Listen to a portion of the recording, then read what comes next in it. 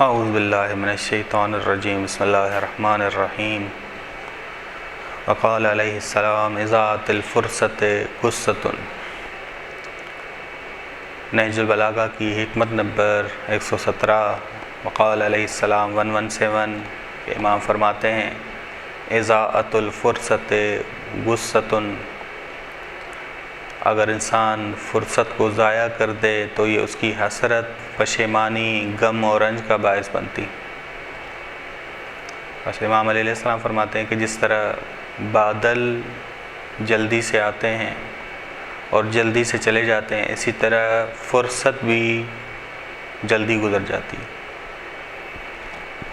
الفرصت تمر مر السحاب، فرصت بادلوں کی طرح ہے، جلدی سے گزر جاتی ہے۔ خیر کی فرصتوں کو ہم غنیمت شمار کریں، اگر حق ہمیں حاصل ہو اسے لیں، اسے اپنائیں، اور حق اگر نہیں ملا تو بھرپور کوشش کریں، بھرپور کوشش کریں تاکہ حق تک پہنچیں۔ ورزش کرنا تندرستی کے لیے بہت ہی خوب ہے، لیکن اگر پوری زندگی انسان ورزش کو ہی دے دے وہ خطا کار ہے، نقصان اٹھانے والا ہے۔ ایسا نہ ہو کہ ہمارا ہدف کھیل بن جائے، کھیل کھیلیں ہم اپنی تندرستی کے لیے، ایسا نہ ہو کہ پوری زندگی سوچنا ہی اس کھیل کے بارے میں، خدا کے بارے میں، ولی خدا کے بارے میں، اس کے حوالے سے ہماری کوئی سوچ ہی نہ ہو۔ زندگی ایسے گزاریں کہ فرصتوں سے فائدہ اٹھائیں۔ یہ کھیل، یہ بیہودہ کام ہمیں فرصتوں سے دور نہ کریں کہ بعد میں ہم خسارہ اٹھانے والے بن جائیں۔ فرصت سے مراد وہ زمانہ ہے جب اسباب فراہم ہوں، انسان کام انجام دے سکتا ہو۔ اس میں اگر غافل رہے، اس میں کہیں اور لگا رہے انسان، تو فرصت ہاتھ نہیں آتی۔ جوانی بہترین فرصت ہے، بس ہم نے اس سے فائدہ لینا ہے۔ رسول خدا صلی اللہ علیہ وآلہ وسلم فرماتے ہیں ان لربکم فی ایام دہرکم نفحات، کہ بے شک تمہارے رب کی جانب سے تمہاری زندگی میں، تمہاری ایام زندگی میں ٹھنڈی ہوائیں ہیں، ٹھنڈی ہوا کے جھونکے آتے ہیں، فرصتیں آتی ہیں۔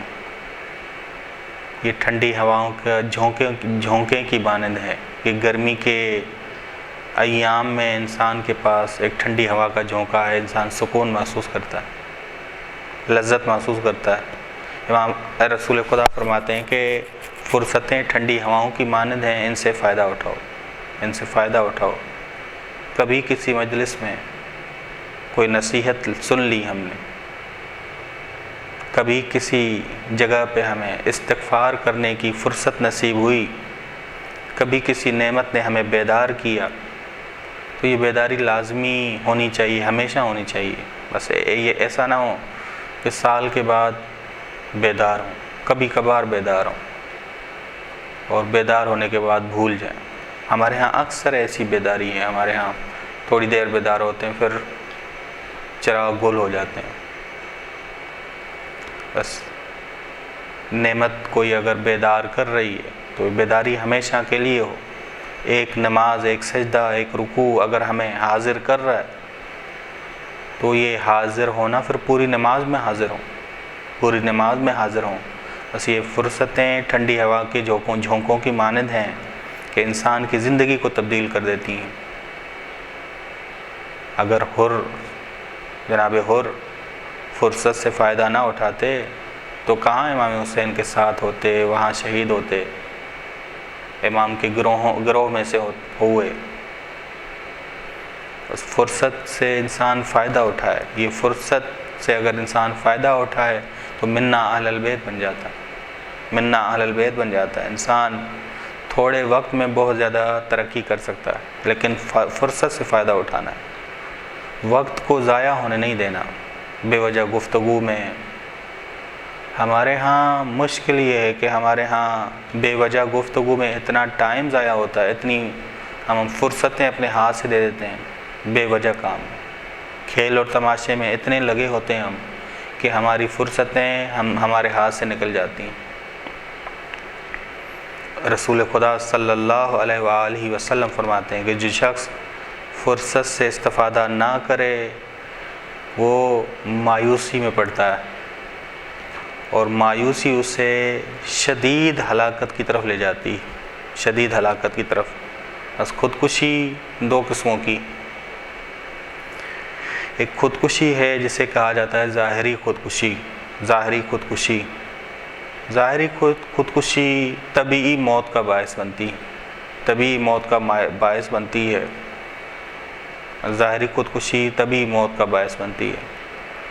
مایوسی معنوی خودکشی ہے، اور یہ کب کرتا ہے انسان؟ جب فرصتوں سے فائدہ نہ اٹھائے۔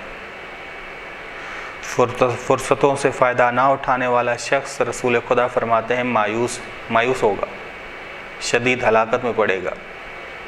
یہ مایوسی معنوی خودکشی ہے۔ بس فرصتوں سے فائدہ نہ اٹھانے والا معنوی طور پہ مردہ ہے، مایوس ہے۔